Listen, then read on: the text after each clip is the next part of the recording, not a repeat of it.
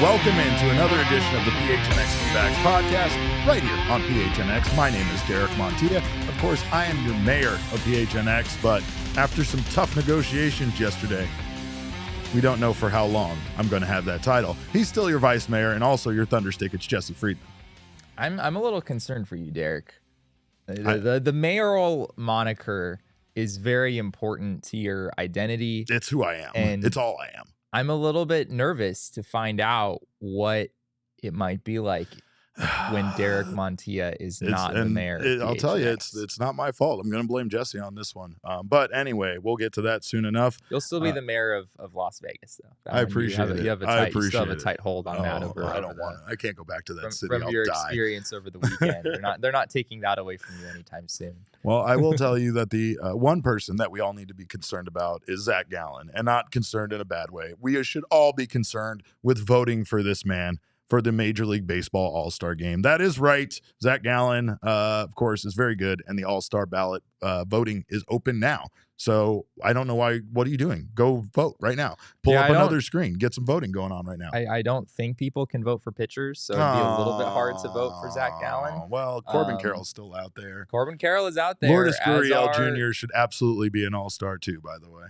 Ketel Marte, after his home run yesterday, he's in a pretty good spot at second base. Like I wrote about yesterday, you could make a case for 6 different Diamondbacks players being really right in the thick of the All-Star game conversation right now. So, but unfortunately, this is the time, Derek. This is the time. Like Jesse said, we can't vote for pitchers, so we have to rely on the selection for that. For was that the manager selection for pitchers? Yeah, managers and players do the rest of the stuff. I'm not sure exactly who is responsible for what. But yeah, they would be fools not to vote in Zach Gallen. They would his last 12 appearances at Chase Field have been fairly incredible, Jesse. The man is nearly unbeatable at home. Yeah, he's been all right, Derek. He's been all right. In Zach Gallen's last 12 appearances at Chase Field, he is 10-1 with a 0.68 ERA and a 0.68 whip. And this is historic.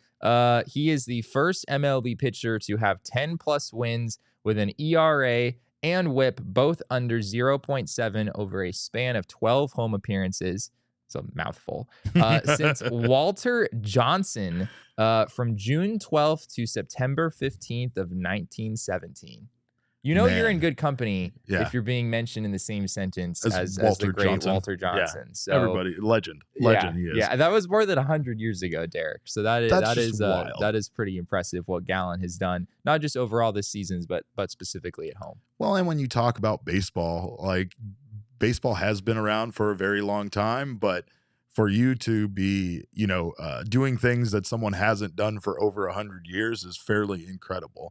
And Zach Gallen is a big reason why the Arizona Diamondbacks have the record they have. They are 1 game away from potentially going 10 games over 500 should they beat the Colorado Rockies today in their game. But the Diamondbacks, because of that, have some pretty good playoff odds. And I know that is still very far away, but we don't care. We don't give a damn about how far away it is. We're ready to get excited, and it's time to get excited because the Diamondbacks have some very high playoff odds on a couple of these websites, and not just not just dbackslove.com or whatever. We got Baseball Reference. That one was 100%. That was 150%. But Baseball Reference giving them a 72.9% chance of making the playoffs at this point. Yeah. It definitely depends on the website you look at. Fangraphs is at 55.8%. They were still below 50% as of a week or two ago. So that is continued to move in a positive direction for the D-backs. Baseball Prospectus remains a legion of skeptics. I will burn your website to the ground. I swear to God. 25.6%. Which is bold. I mean, a team that's 9 games over 500. Yeah. I mean, they think the Diamondbacks have a 1 in 4 chance of making the playoffs. And frankly, even Baseball Reference and Fangraphs, Derek, don't necessarily think highly of the Diamondbacks the rest of the way. Both of those websites project the Diamondbacks to be 2 games under 500 the rest of the way, or roughly, depending on how you round off the decimals. Both of those websites are looking at a finish of about 85 and 77. by the end of the year, which at this point would be something of a disappointment. I mean, the D-backs are 9 games over 500 right now. You finish the season 8 games over 500, and that would be the D-backs going 1 under the rest of the way, which does feel underwhelming given how well this team has played so far. And the Diamondbacks have been able to take care of business. I mean, they've run into a couple of opponents that they maybe should have beat. The Marlins, for some reason, have their number. Even the Boston Red Sox have been really bad, except for that series that they played against the Diamondbacks for some reason. So there's some games, obviously, that we've discussed. Some series, maybe they could have gotten a sweep up until this point, but it still doesn't matter considering that the Diamondbacks are 9 games over 500, and they've been able to do it through what I like to call any means necessary. Like, I feel like this team finds some way to pick up the slack of other components of the team that aren't working and overcome, the opposition and win baseball games. And they've been very good at that.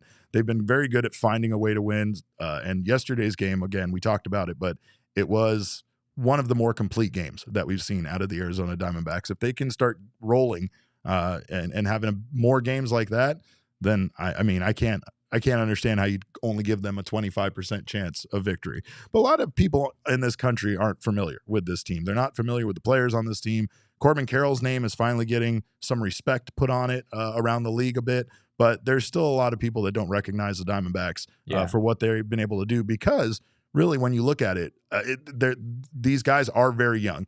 Even Zach Gallen is a name that hasn't had a chance to become a household name yet, even though we here in Arizona that have watched him for these last few years feel like he absolutely should be.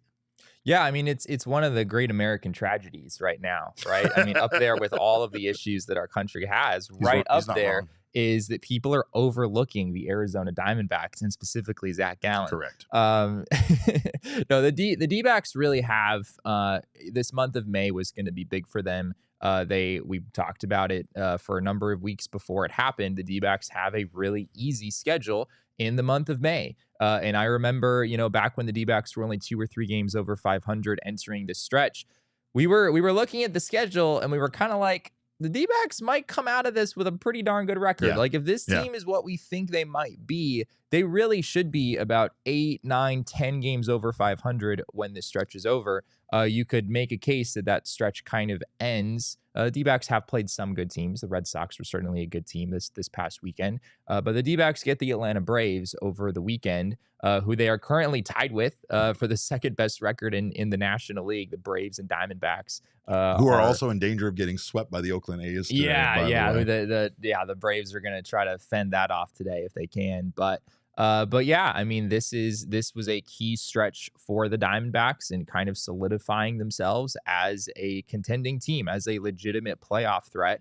And although they've certainly left some of these games on the table, they have done in this stretch what a good team would do. They have beat the teams that they are supposed to beat more often than not. And we're talking about a team that's 9 games over 500 and in a really good spot in the National League right now. 55 games into the season, the Diamondbacks are currently in the number 1 slot for the National League wild card, with 3 teams tied behind them for the next wild card spots. So I guess I have to ask, Jesse, what teams here kind of worry you? Are there some teams that right now are below the Diamondbacks that could all of a sudden rear up and perhaps take this spot, or maybe a handful of teams that might end up costing the Diamondbacks a playoff spot? Yeah, I mean, coming into the year, I look like an idiot now, but I know I don't think I'm the only one.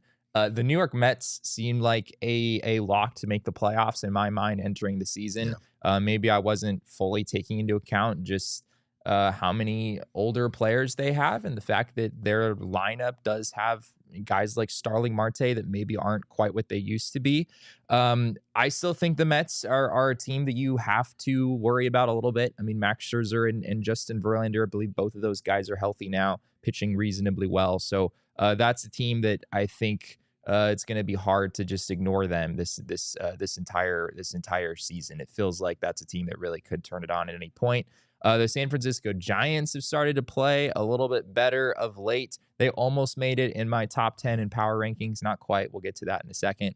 But beyond that, Derek, I mean, Phillies were in the World Series last year. Like, you have to at least consider that they could turn things around. The San Diego Padres, I am certainly not out on them entirely, turning things around and being good this season, even though it's been a disaster. And the St. Louis Cardinals somehow are 25-32. I still can't fully dismiss the Cardinals despite how slow they've started the year. So there are a number of teams behind the D-backs who are still interesting. 3 terrifying teams behind you with monster payrolls that right now are absolutely not performing up to the level that they should be. Talking about the Mets, the Phillies, and the Padres? No, I went with, because the Mets right now do have one of the wild card spots. That's so fair. I'm looking at teams right now that are out, which would be both Philadelphia, the San Diego Padres, and then also the St. Louis Cardinals, which, again, we kind of have had our jokes at the Cardinals, but the Cardinals are an incredibly good team and could go on a run at any point. It looks like it was happening. They went on a pretty crazy run there, and suddenly they're 5-5 in their last 10. Yeah. So they have kind of hit a roadblock again recently, but the lineup is just so good. And Nolan Arenado, I refuse to believe that Nolan Arenado is going to have a 730 OPS or whatever it is right now the rest of the way. Fair enough. Their pitching is still a mess, but, maybe they decide to be aggressive at the trade deadline, because even though they've been terrible, so is the rest of the Central Division. I don't know if you're necessarily too concerned about the Milwaukee Brewers if you're the St. Louis Cardinals right now. Not just in the Central, but in the NL at large, things are just absolutely wide open right now. I think we all kind of know the Dodgers are going to make the playoffs. The Braves are going to make the playoffs. Other than that, D-backs are in a really good spot, and there's a whole bunch of teams behind them that are just kind of trying to figure it out right now. Mo Schubert, a good friend of mine, in the comments says the fans want to know if Derek will dye his hair blue if the D-backs finish more than 10 games behind the Dodgers in the division. Can we ban this man? Ban that. I don't want Dodgers fan in this chat. No, I'm just joking. Don't really ban him. I love him too much to do that. But Michael McDermott says National League is wide open this season. It absolutely is. That's what it feels like right now. And I mean, especially with the teams that are performing well, are the Milwaukee Brewers in the Central, which have a 28-26 record, right? They would be about 3.5 games behind the Diamondbacks in the NL West. Hey, could you imagine if the Diamondbacks were in the NL Central or the AL Central? It would be so great. Man, you could pop the champagne bottles right now, Derek. All the banners. Put all the banners up. Hang them up. But speaking of banners, we have an important banner to hang up right now of our own, which is our MLB Power Rankings. Let's take a look at where everybody stacks up this week. No change there at the top with the Rays and the Rangers. Those two teams continue to be incredibly good. Houston Astros, they have been on an absolute roll, and they move up to the 3rd spot. Orioles finally getting some love there. Kind of passing up. Dodgers deserve to move down. The Dodgers, all teams in the National League have not been very good, let's be honest. But I'm ready, Jesse. I'm ready for those D-backs to leapfrog the Braves. I'm excited for that. But the D-backs stay put at 8th there. Then we got the Blue Jays and the Mariners, who sneak their way into the top 10 for the first time this season. Yeah, the Mariners pitching staff continues to intrigue me, and they're plus 23, a better run differential than a lot of teams, including actually the Diamondbacks. So I do think the Mariners very much have a shot in the American League. The Blue Jays, things continue to be pretty rough out there for them. They've lost 6 of their last 10, but they're 29-26. They're certainly still in the mix in the American League, and they've had their share of issues. Alek Manoah has not at all been the pitcher that he was last year, but I still think the Blue Jays are a pretty good team overall. For those wondering, why didn't the D-backs move up? They had a pretty decent week overall. I can't put the D-backs above the Yankees right now. The Yankees have a better record and have really been on a tear lately. They've won 4 in a row. Yeah. Braves and Dodgers, even though the records are close, I just don't think you can make a case for the D-backs to leapfrog them at this stage in the season. Not until in all honesty, not until the D-backs play the Braves, which is happening this weekend. That's true. Yeah, I mean, if the D-backs take 2 out of 3 or, sweep the Braves or something crazy like that happens, then maybe we have that conversation next week. I like it. And honestly, the Diamondbacks being ranked the 8th best team in all of baseball, I never thought that would be something that would come out of this show as an agreed upon stance. That's much more something it would have I been thought something that you would say, not and then me, you would have right? you would have blasted me for being an idiot, right? But it's true, because this Diamondbacks team is just outperforming everybody's expectations so far. And again, we're cautiously optimistic about this team, but we're still not full in at times because we've seen how quickly things can fall apart a bit for this team. We've seen them lose to teams that honestly they shouldn't lose to. And when you start talking about, we understand the baseball season's a long season, right? There's going to be a point where the Braves don't even think about these 2 losses that they just had to the A's, or even if they get swept. They're going to go on to continue to be a very good baseball team. And, sometimes you just have to chalk it up to the other team being better just for that series or for that weekend or whatever. A lot of factors that can play into that. But at the same time, it feels like the Diamondbacks really are about to become, one of those very good teams in baseball, or maybe they really already are. They've been taking care of business, and we haven't seen them really play down to their opposition too much, except maybe you could argue that Marlins, the times they've played the Marlins, we've just kind of seen them, not be great. But they're going to continue to shine. And of course, if you want to watch them, you need yourself a pair of Shady Rays, because that's how bright their future is. Get the gear built to last. Shady Rays has premium polarized shades that everybody needs living here in Arizona. It's standard. It's like, back east, you need a good coat. Here in Arizona, you have to have a good pair of sunglasses, and Shady Rays is an independent sunglasses company with a world-class product. They're just as good as expensive sunglasses, and they have a much better protection plan that you could even say is a little crazy. Shady Rays offers the most insane protection plan in all of eyewear. Every pair of sunglasses is backed by lost and broken replacements. If you lose or break your pair, even on day one, they told us they will send you a brand new pair, no questions asked. They have your back long after your purchase, and you can actually shop their entire collection at their brand new location at Kierland Commons, a full-stop shop for all things Shady Rays. If you don't love your Shady Rays, you can exchange them for a new pair or return them for free within 30 days. There's no risk when you shop. Their team always has your back. And exclusively for our listeners, Shady Rays is giving out their best deal of the season. Go to shadyrays.com and use code PHNX for 50% off 2+ pairs of polarized sunglasses. Try for yourself the shades rated 5 stars by over 250,000 people. And also, speaking of fine partners, Pins and Aces is the official golf apparel partner of PHNX and ALLCITY. I was very sad to miss our event, Jesse. It looked like an absolute blast. You did not get sunburned while you were out there? I hope you were okay? Didn't. No. Did you have a good time? I didn't. I had a phenomenal time. We had a number of people doing this golf thing that I still don't fully understand. I don't understand how they get the ball. It's not even that he doesn't understand. He doesn't want to understand. He doesn't want to like your other sports. But we're going to force golf upon him, and we're going to force some amazing golf apparel on you, because that's what Pins and Aces is all about. Let me just say that the tournament was so much fun. If you thought about coming out to the last one and you didn't come out, and when we have our next one, definitely you're going to want to come out, because it was really the deal was great. You got so much free stuff. It was a ton of fun. It was incredible. Like, I saw the giveaway stuff through some of the pictures, and I mean, you got your money's worth. You got your money's worth for sure. You think could Pins and Aces, like wearing their gear, could that like fix my golf swing? Perhaps, because that would be a real I'll tell miracle. You this much. I mean, that would be real superpower. Their polo shirts they're quite airy and nice, so they're like great for the Arizona sun, golfing in this heat out here. They also stretch a little bit, so when you're getting your swing on, when you really start perfecting that swing, Jesse. Maybe that was the problem at that one time at the driving range. It was Derek. your shirt was getting in the way. It was absolutely impeding my golf swing. So. And it didn't have enough Phoenixes on it, so you can get an amazing polo from our friends at Pins and Aces. They have polos, hats, golf bags, and even beer sleeves over at their website at pinsandaces.com. Check out pinsandaces.com and use code PHNX to receive 15% off your first order and get free shipping. That's pinsandaces.com. Big shout out to them. It was an absolute blast. And I might have chose poorly on my decision what to do that weekend, but I'm still not recovered from it. You know what? Who also isn't recovered from their poor mistakes and actions, Jesse, is Bally Sports. And the consequences are finally here for Bally Sports.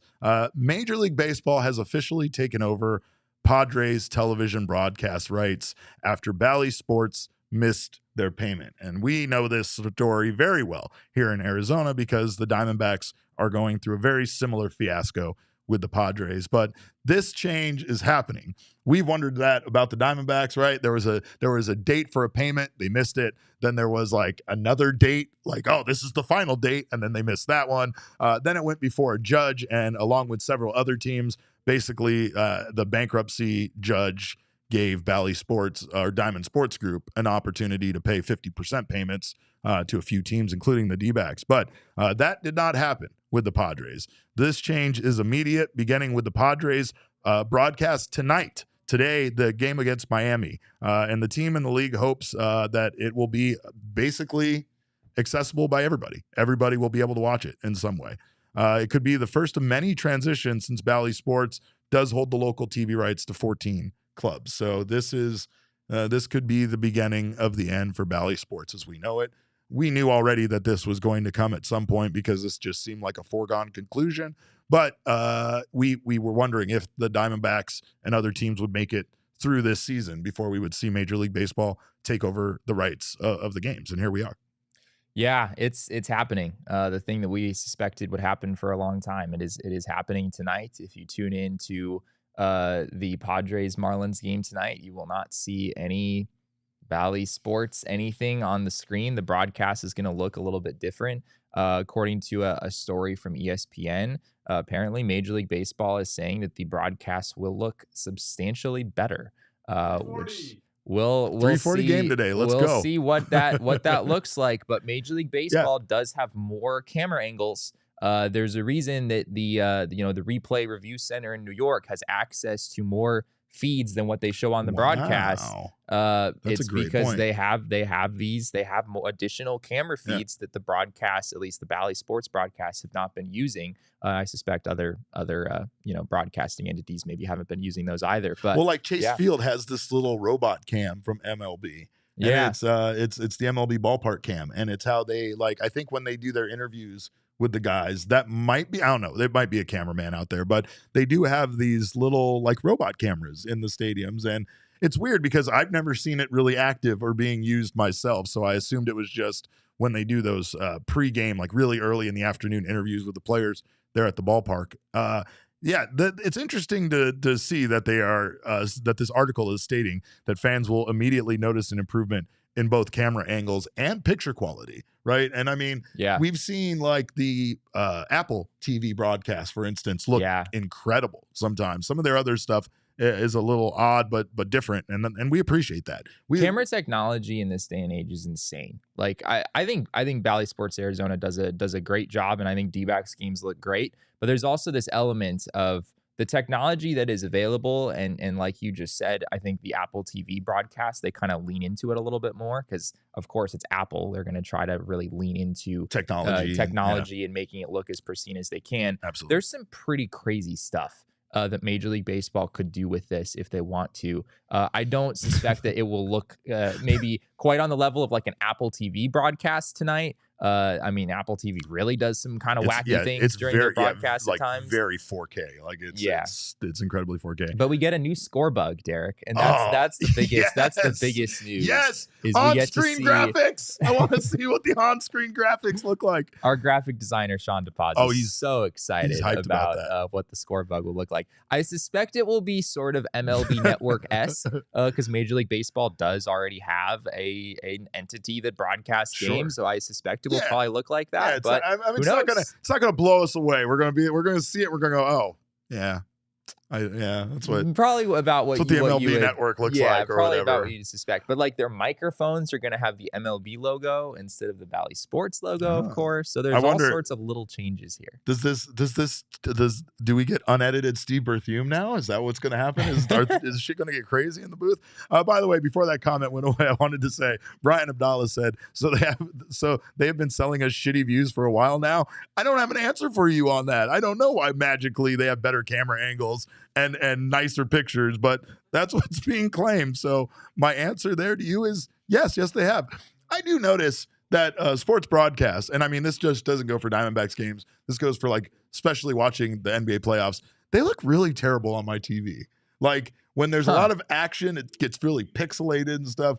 Other stuff I watch does not get that way, but it seems like live sporting events can tend to have an issue with that. However, I think it may be just the provider. I have DirecTV here. We have Cox. I think that's getting in the way because when I watch the Apple TV broadcasts, there is no pixelation. There is no. It's beautiful. It's such a nice picture. But it's like me going through the Apple TV app on my TV, so it's almost like as direct as I could get without, without going through other providers and such. But this is really interesting, and it's really interesting how it's going to impact the Arizona Diamondbacks. One thing that is good is, like, Jesse and I were kind of talking about this. Obviously, Major League Baseball didn't just all of a sudden run around today going, "Oh my God, that happened," and then trying to get their shit together. They've been planning this for a while. We think they've been planning this. Well, I mean, Rob Manfred said this when we did the winter meetings, or not the winter meetings, but the MLB like manager availability thing. Yeah, the availability thing before spring training. But they definitely had a contingency plan already in place that they seemed fairly confident about. We just didn't know. We didn't know if we believed them that much about that, because a lot of the cameras and things in the ballpark, we don't know who owns that. So how complicated is it going to be if Bally Sports can't carry the games anymore to swap those cameras out or whatever they need to do? I don't know if that's being done. I imagine not. I imagine maybe those cameras are just property of Major League Baseball since they're in the ball. I don't know. I don't know who owns anything. I mean, I know Bally Sports has like a trailer out back at Chase Field, and I know a lot of the people there that work there are like Bally Sports employees. So I'm just not sure how this impacts them. That kind of sucks if there's people that have to be like laid off and such. I hope those people can all stay on as part of the production crew too, because Jesse and I do know a lot of those people. And I mean, that's something that's kind of an unforeseen, I guess, undiscussed part of this, is that there's going to be a lot of people impacted should this go down for the Diamondbacks. But it does sound like all of the broadcasters will stay the same.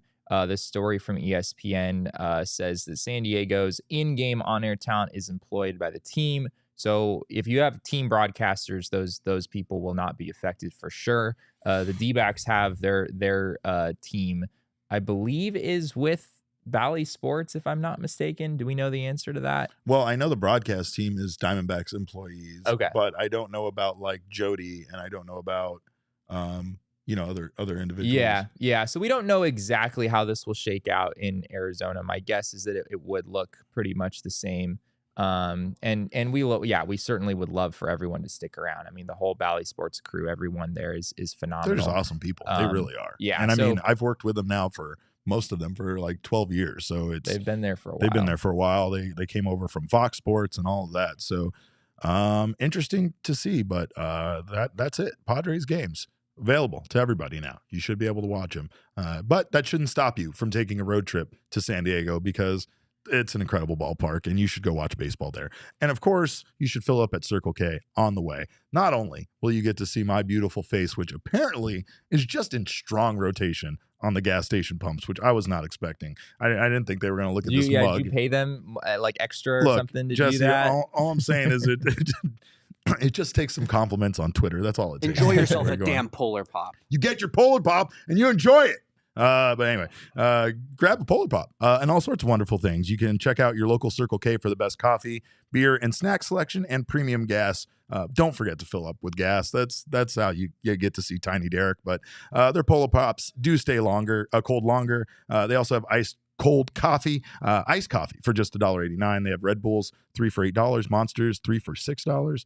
And of course, this is the end of some of those. I think people got gas cards. I'm not sure how long those were, but they had a special day where they had 40 cents off gas. They were also giving people extra like 10 cents off gas cards. So make sure you check out all this great stuff over at Circle K. Right now, you can text PHNX to 31310 to join their SMS subscriber club, and you will get a buy one, get one free offer on 32-ounce Polar Pops. Head to circlek.com/store-locator to find Circle K's near you. And while you're there, of course, grab yourself some Four Peaks beer. Four Peaks is the official beer of PHNX, and sports just aren't the same without a Four Peaks in hand. Not only can you get your Four Peaks at Circle K, you can get them anywhere you get your beer, or you can stop by their 8th Street pub and have one fresh out of the tap. Four Peaks is also giving you a chance to win Dbacks tickets with their Four Peaks 4 seats promotion. That's hard. I mean, that's a lot for me to say and not mess up. But anyway, one lucky winner will get 4 seats to an upcoming Diamondbacks game. Tickets come with D-Bucks, so you can grab some food, ice cold Wow Wheat or Hop Knot. You can also get just watch baseball. Enjoy it. Join us. We'll be out there this weekend. So make sure to join us for that, and make sure you enter over at Four Peaks on Instagram. The link is in the bio. win yourself some tickets, have a great time. Check out Four Peaks Brew or at Four Peaks Pub to keep up with the latest. Arizona's hometown brewery. Must be 21 or older to drink Four Peaks. Please drink responsibly. Can I say a couple more things about this whole situation before we move on? Yeah, absolutely. So, someone in the comments mentioned, isn't there a big court hearing today between MLB and Bally? And the answer is yes. There is a court hearing today in Houston in which a bankruptcy judge will preside over Diamond's claims that it should pay lesser rights fees to the Reds, Rangers, Diamondbacks, and Guardians. So I believe they've paid half of the rights fee at this payment. point. Correct. So the Dbacks have been paid some money, but not what they're supposed to have been paid based on the contract. And basically what's happening is Diamond Sports Group is making the argument that because there are fewer people who have cable TV now than there were when the deal was originally negotiated, they feel that they have the right to renegotiate the deal in order to adjust for the current market conditions, essentially. So yeah, we should have results from this. It sounds like tomorrow night. So stay tuned for that. This situation, as far as the Diamondbacks are concerned, it could escalate pretty quickly in its own right. We don't really know exactly what a timeline would be for when the Dbacks would maybe do what the Padres are doing already. But we'll have more news on that front pretty soon. That argument to me does not seem to hold water. The reason it doesn't sound right. The reason why I say that is because I do not work particularly in that field. Yes, I am in sports, but I don't work in like television, or I don't work in broadcasting in that way, and I haven't. But I imagine that me just being simply a consumer, somebody that watches television and watches streaming services and stuff, I know that we are trending towards streaming services being the way of the future. So I can't understand how a major network trying to acquire regional sports rights wouldn't be able to forecast that same thing as well. Yeah. Right? If they were not factoring in that fewer people would probably have cable TV now than had it when they originally negotiated these deals, it sort of feels like that's on them, right? Apparently they're kind of making the case that there was some verbiage in the contract that sort of gave them a provision for doing this later on. There's all sorts of legal jargon here that I don't fully understand. Well, and you have to have a television subscription in order to get right. Like, can you just independently a la carte pay for Bally app and watch Diamondbacks games on it? Yeah. Then Then that just seems like to me that they're not getting the amount of people subscribing to that kind of service as they anticipated. That is true. That really seems like what's going on, because if that's an option, which I've never had to check out because I've always had some provider that allowed me to log in to whatever, app ever since they've been doing it. It just seems like a lack of foresight. It seems like a lack of looking down the road at where technology is going. However, at one point I had a teacher that told me that this internet thing was going to be a fad. So, and I'll never forget that shit as long as I live. So people can be wrong. But we want to speculate here really fast when it comes to other Arizona Diamondbacks news, because we have no idea if this actually involves the Diamondbacks, but we would like to think that maybe it does. There is kind of a rumor out there circulating that the Arizona Coyotes may have a new suitor, a new location potentially for their arena, for their future home. There are 48 acres that are now available for development in the 101 corridor through the company that owns and operates the Arizona Boardwalk. Here is a map showing where that is located. So that flat line at the bottom, that is Arizona Boardwalk. Arizona Boardwalk is home to such places as Odyssey Aquarium and the Butterfly place. I don't know what it's called, Butterfly Wonderland, I believe. And that is the location, or that is the company that owns that spot. They have purchased all of those 48 acres of land that you see circled or highlighted right there. And rumors are circulating that this land that is very close to Salt River Fields is a potential landing spot for the Arizona Coyotes. However, I would like to, without any information, just speculate that could this also be a location for the Diamondbacks, or could this possibly be a location for the Diamondbacks and not the Arizona Coyotes? That one would hit people, I think, people would be very upset if the Diamondbacks got a new facility while having one before the Coyotes found a new home. That would not sit well with a lot of sports fans here in the Valley. But is it possible, Jesse, that this site could end up as either a dual location for both teams or maybe just the Diamondbacks' new home? I would think so. I don't think it's really crazy to speculate on this. We know that's where they wanted to go this whole time. We've definitely heard the idea of the D-backs building on that land very close to Salt River Fields in the past. This is a location that's been floated in the past. And yeah, I mean, whatever makes sense for the Coyotes to look into probably makes sense for the Diamondbacks to look into. I don't think it's really all that far-fetched to say that if something looks like a good fit for the Coyotes, it's probably a good fit or at least worth exploring for the Diamondbacks. Sure. As someone who just happened to buy property within 2.5 miles of said site, I would be absolutely delighted. He's totally on board with this already. If this I mean, could you imagine, Derek? Like, I just bought this place and I'm like within 3 miles of both Salt River Fields, and like it would really be. I mean, this would work out incredibly. It'd make me sick to my stomach because I'd hate you so much. Because I mean, it wouldn't be that much farther for you, right? Like, no, like Glendale-ish area. You would crash on Jesse's couch after a late night Dbacks. Yeah, there you go. That's right. Yeah, no, I'm not. I'm with it. As a matter of fact, forget late night. I'm just crashing on Jesse's couch. Period. That's my new hangout spot. But give me a Chase Lounge with my name on it. There are some issues, though, right? Because we've talked about the reason why the Diamondbacks might not want to build over there by Salt River Fields. The biggest being that they can't actually own the land. And that's important because the big thing with the Coyotes deal in Tempe that fell apart was that the Coyotes were able to pay for that facility through the taxes generated on site at the property. Part of the repayment or part of purchase paying for it would be that essentially Tempe would forego the property taxes, and the taxes that all the businesses on the site would receive would just go to paying for the facility. It would keep it, it would basically keep taxpayers who don't want the facility from having to pay for it in any way, shape, or form. And it was a very reasonable way to pay back for the facility, right? But that can't happen on tribal land. So the Arizona Diamondbacks would not be able to have a similar deal to pay for the facility. However, it being on tribal land does allow, I think, a bit more. I kind of like a negotiation there to occur about some of the future payment going to the tribe, going to tribal land versus it going to the state, because I believe they don't have to pay the same taxes there on tribal land. So there is kind of a balance there that could potentially allow for those facilities to find a way to be built there. But another thing that's big in right now is that they can't open a sports book.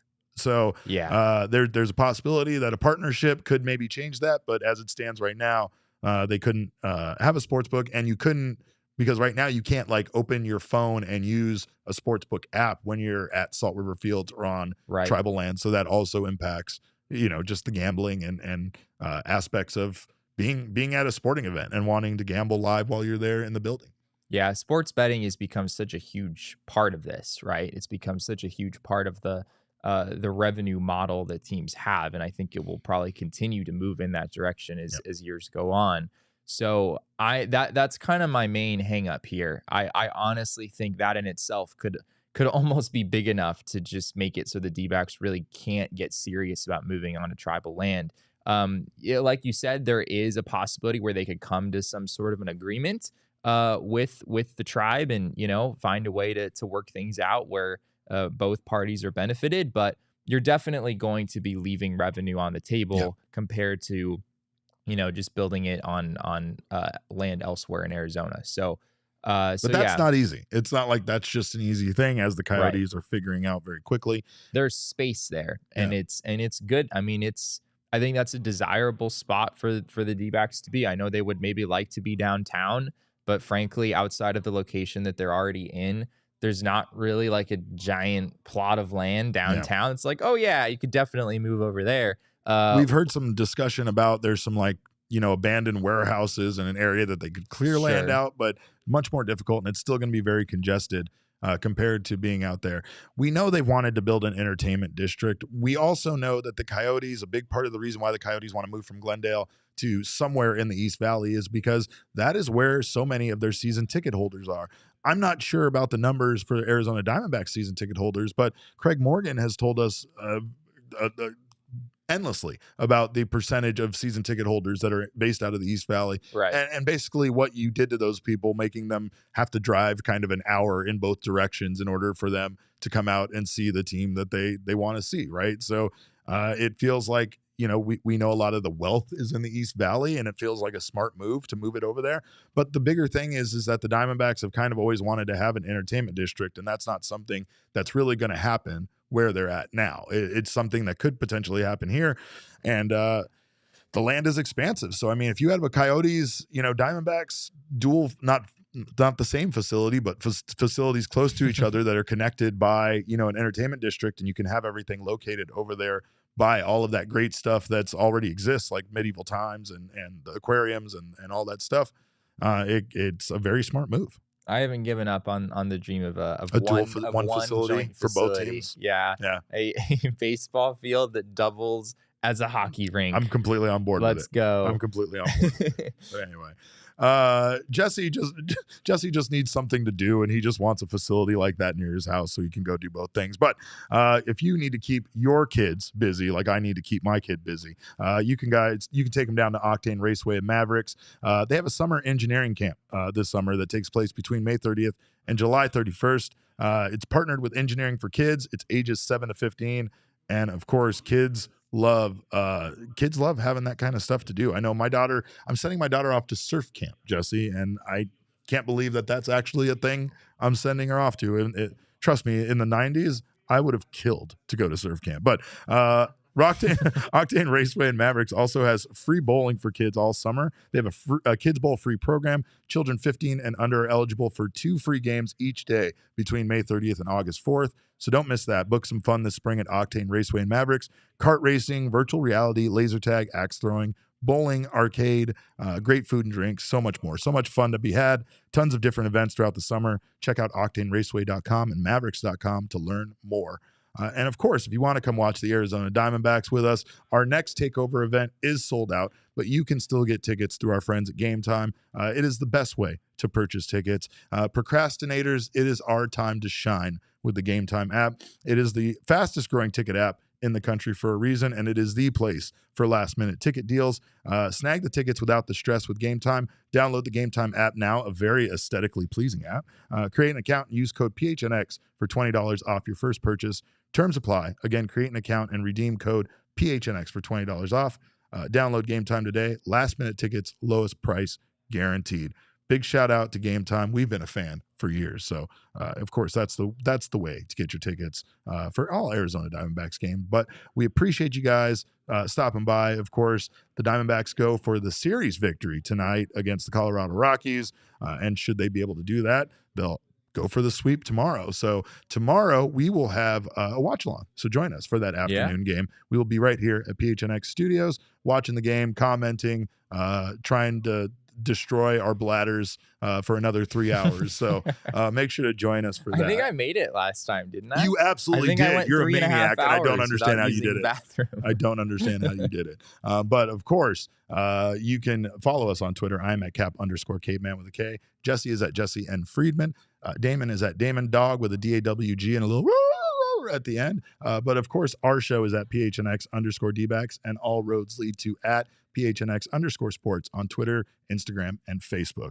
We thank you for stopping by this afternoon. We appreciate you guys being fans of the second best team in the National League. And on behalf of these guys, we thank you for your time. And remember, kids, baseball is fun, but it is more fun when you take pee breaks during the games.